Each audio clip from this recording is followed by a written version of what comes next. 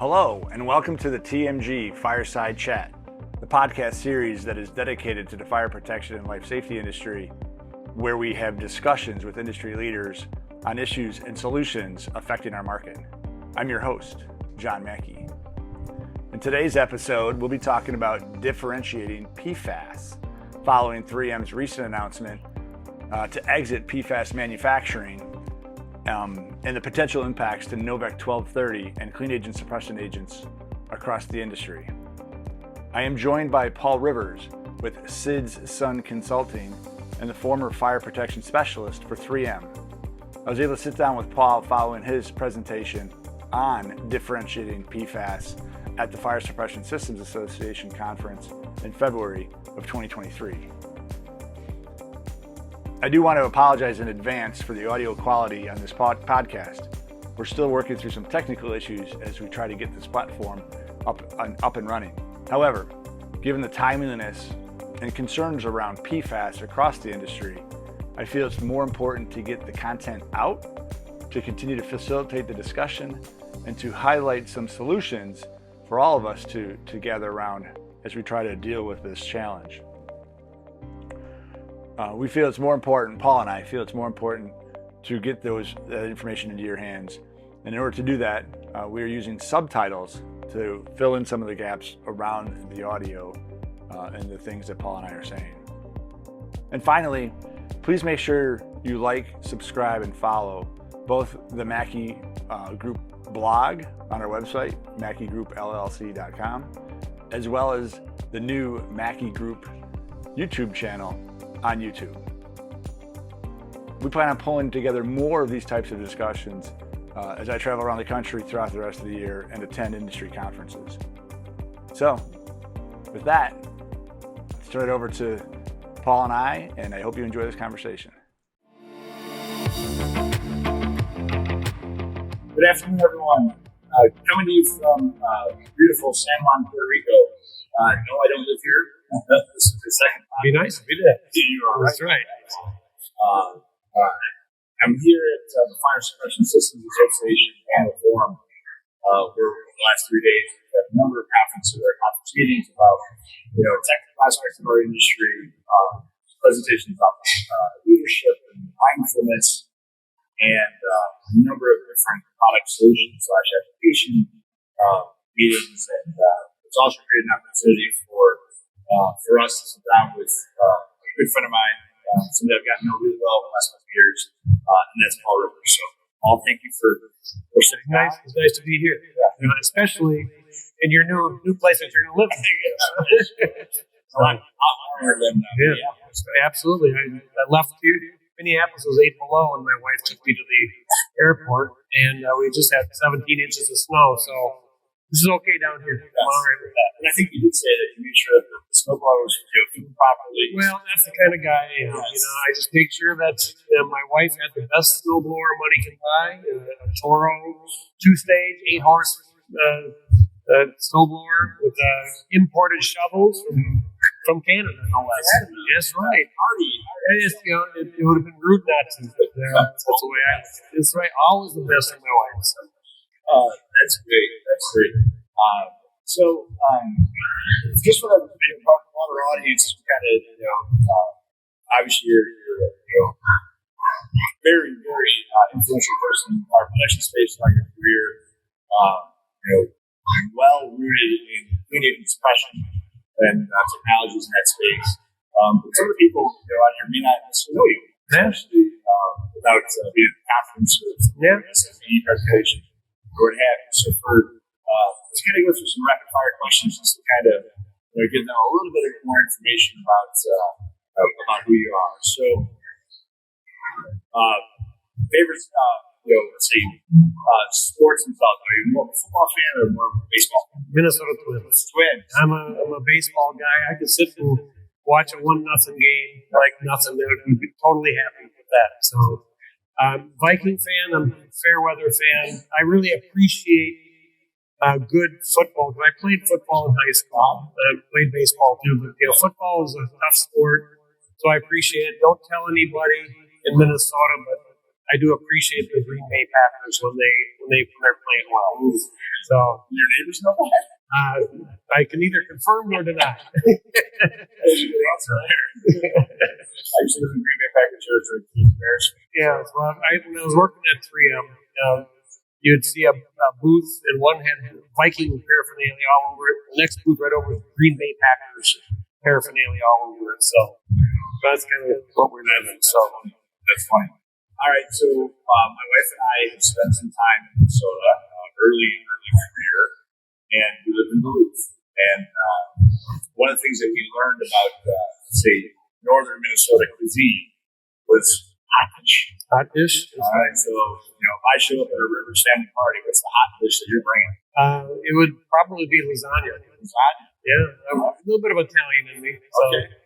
So yeah, my specialty is lasagna. All right. That would be it. So we do have American chop suey. That's my wife's specialty. American chop suey. Yeah, it's kind of a red sauce thing. Okay. So now that would be That's interesting. yeah, that would be the hot dish that we would have. But you were up in Duluth, so you probably had pasties up there. We had pasties up there.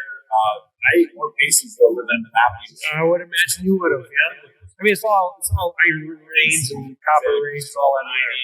Yeah, up there in the Uber, That's right. So, But really love living in Minnesota. A great part of the country.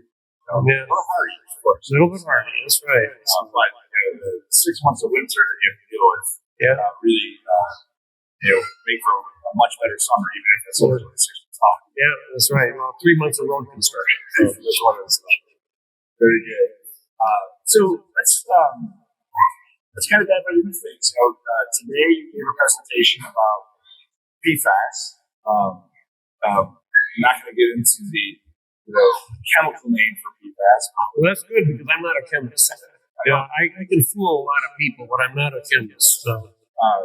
But for the listeners, just from an overarching perspective, there's a lot of information, good information, bad information, media, working through the environmental circle, especially all this ESG compliance that's going on.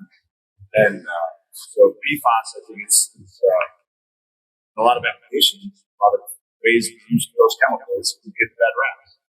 And talk a little bit about why it's back in fire protection, but just for every listener, if you can just try to summarize, what is PFAS? How in the presentation you made a reference to how many other products fall under this PFAS umbrella. Well, PFAS, they actually used to say PFAS because people confuse PFAS with PFOS or PFAS, which is the offending one. We'll talk about that in a second. But there's, depending on who you talk to, between 7,500 and 15,000 products or molecules that would be considered PFAS, or polyfluoroalkyl substances.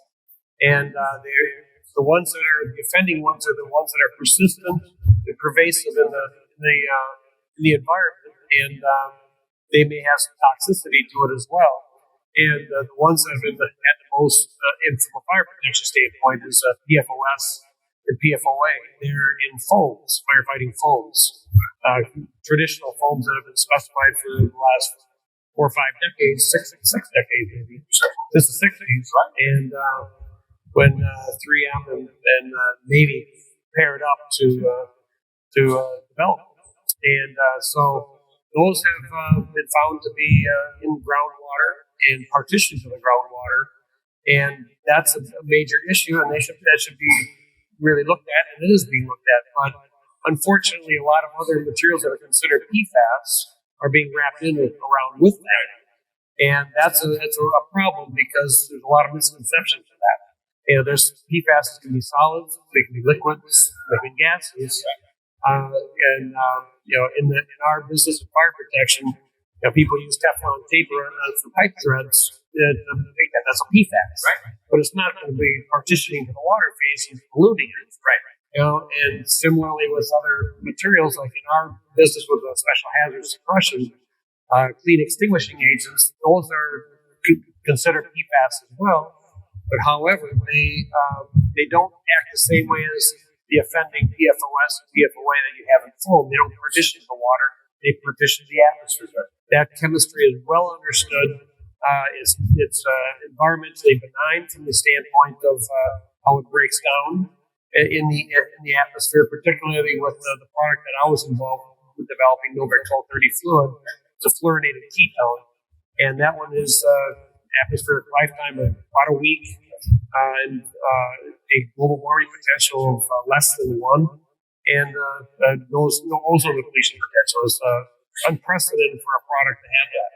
And but that got wrapped up into all this. So if it's called a PFAS, then it's automatically assumed it's just like the foams, and that's the challenge that we have in our industry to differentiate that.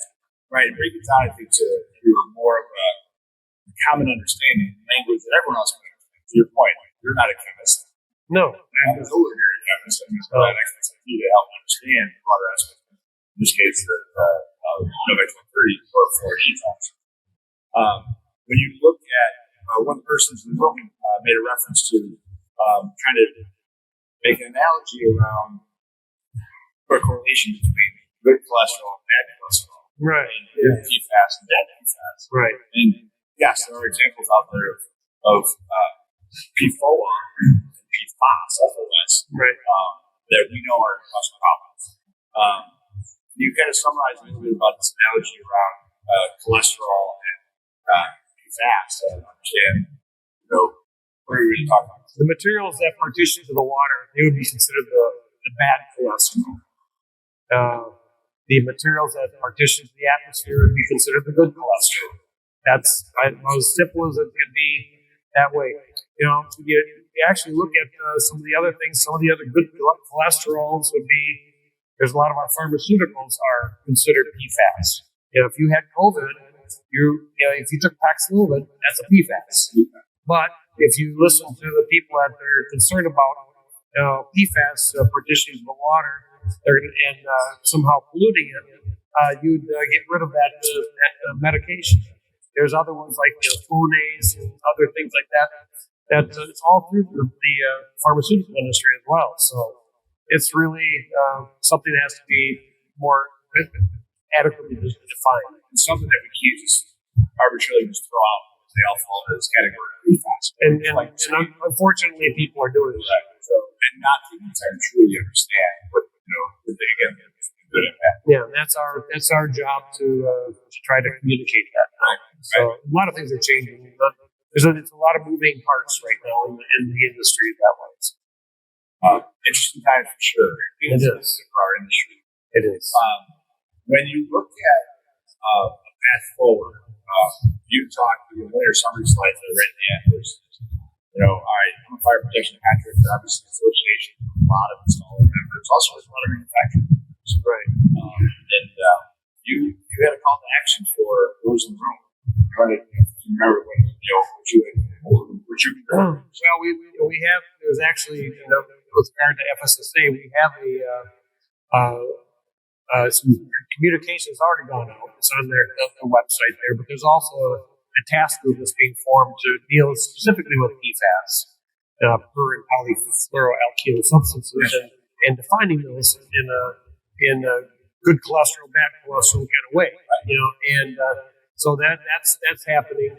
But it's not just these committees that have to do that. The membership would actually have to take that information, put it in their presentations, and sell it to the specifying engineers, the authorities having jurisdiction, their customers who are misconstruing or conflating PFAS, the good PFAS with the bad PFAS, the good cholesterol with the bad cholesterol. So that's really what needs to be done. But the most important thing, I think, at the end of the day, what's going on is that people need to settle down, calm down. At first, you start sliding calm down. There's just it's business as usual, really, right now, and let's not worry too much about it. There's a lot of things going to happen over the next several years, and like we talked about before, halon was banned from manufacture back in 1993. It's still being used today. So it's created a long supply chain, right? Right. This is the same as FN200. 10 years ago, European Union banned it. Right.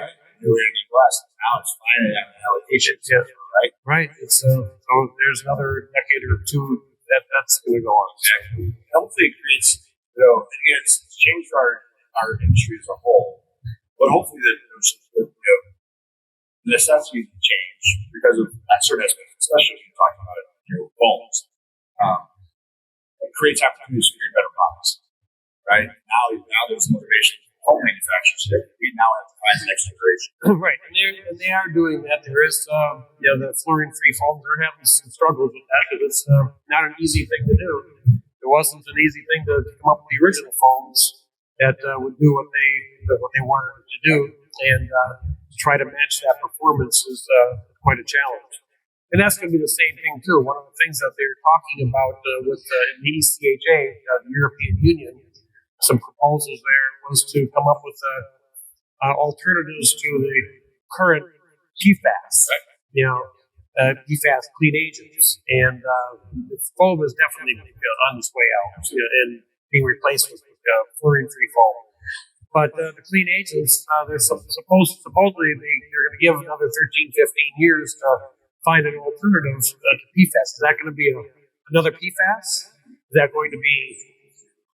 It's going to be a non-PFAS, and if it's non-PFAS, how the heck is it going to work and match what's out there today, right? And that's going to be a challenge. And they haven't found a replacement for Novec 1230 fluid in the last couple of decades. And Moores and 3M and Honeywell and the Chinese, a lot of researchers who are looking for alternatives are trying to find something that would match that product, and it hasn't happened today. Why do they think it's going to happen in the next 13, 15 years? So, knowing your development cycle for knowing how development cycle corporations, large manufacturers, and when we develop products, it wasn't overnight. It's usually 3 to 6 years. What was the development cycle for Novec 1230 before it finally got launched? Well, when I first started at 3M, that was in 1990. I was actually on the facilities engineering side of things, developing or designing systems for facilities for 3M. And that was a candy store for a fire protection engineer. It's great. But I had the opportunity to move into product development. And the first ones were PFCs, perfluorocarbons, which would be PFAS today. But they were great products, non-ozone depleting, made in the United States, safe, easy to make for 3M. Had a global warming potential of 8,000 and atmospheric lifetime of 3,000 years. Not a product for today. So I went through about 3 of those before we got our nose bloodied in the marketplace. And that was from 1992 till about 1999 when 3M had a new materials team. And I always knew they were always looking for new molecules to either to make a product that 3M makes internally or to come up with a new molecule. And they discovered ketone, the C6-fluoroketone. And so this really looks like one of those things that Rivers is working on in the lab for fire. I don't know what the tox of it, but it looks like it environmentally is bulletproof. Send it down to the lab to see if it would put fires out. Sure enough, it did.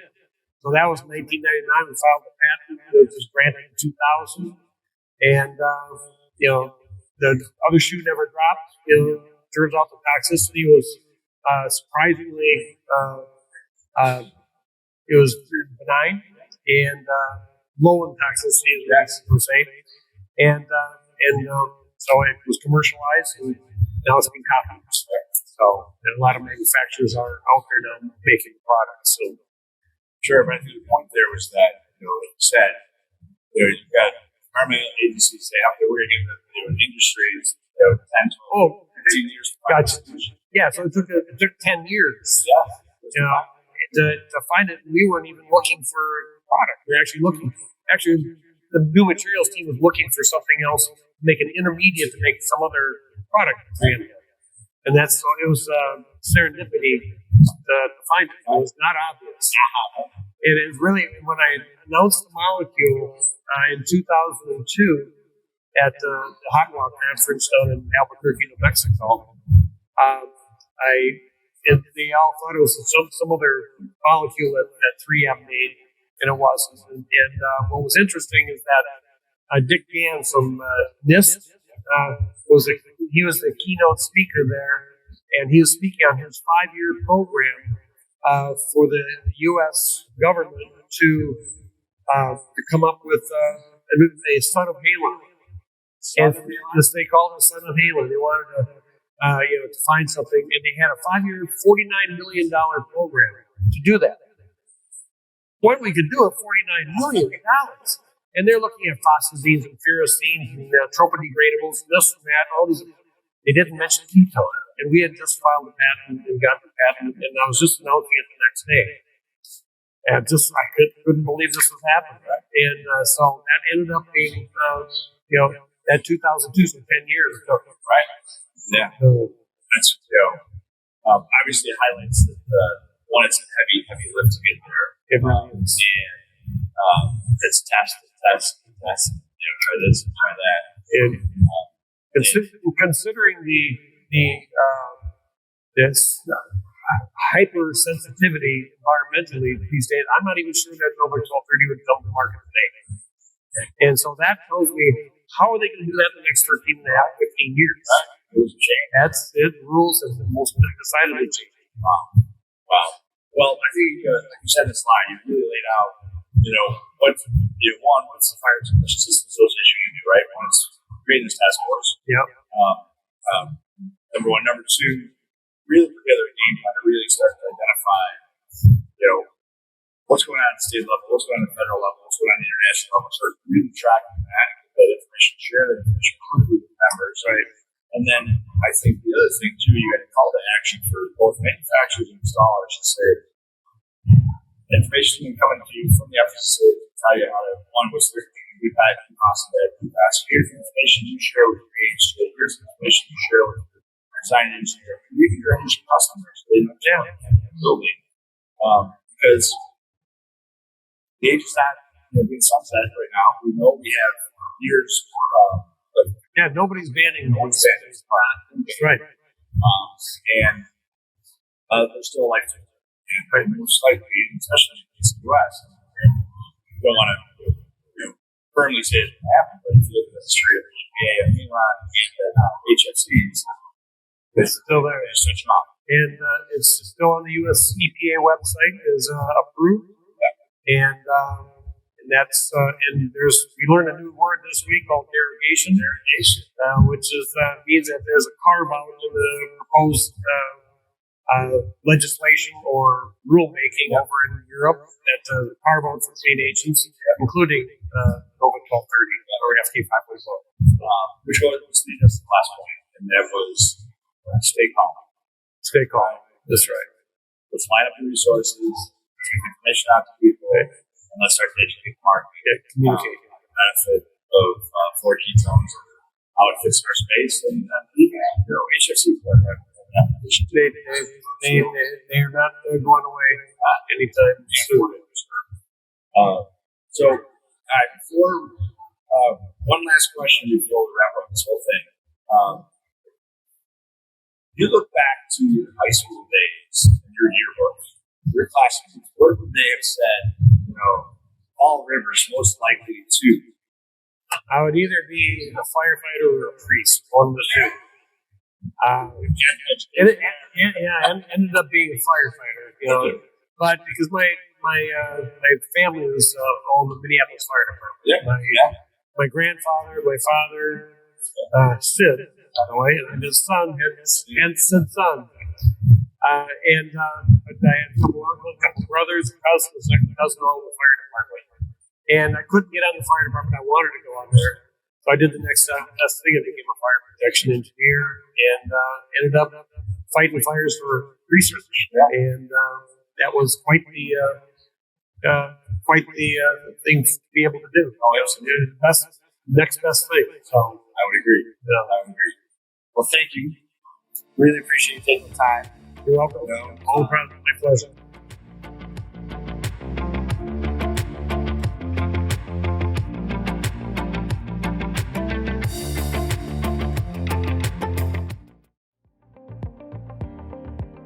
I hope you found our discussions informative and useful. As we highlighted in our interview, the fire protection industry needs to stay calm and engage with industry resources to clear a path for good PFAS like fluoroketones and HFCs. We also encourage you to actively participate with the FSSA and stay on top of industry-related information that is intended to help you to understand the benefits of good PFAS, and to be sure to share that information with your AHJs, your design engineers, and your customers. If you'd like to contact Paul or myself, please see our podcast notes or our contact details at the end of this video. Thank you.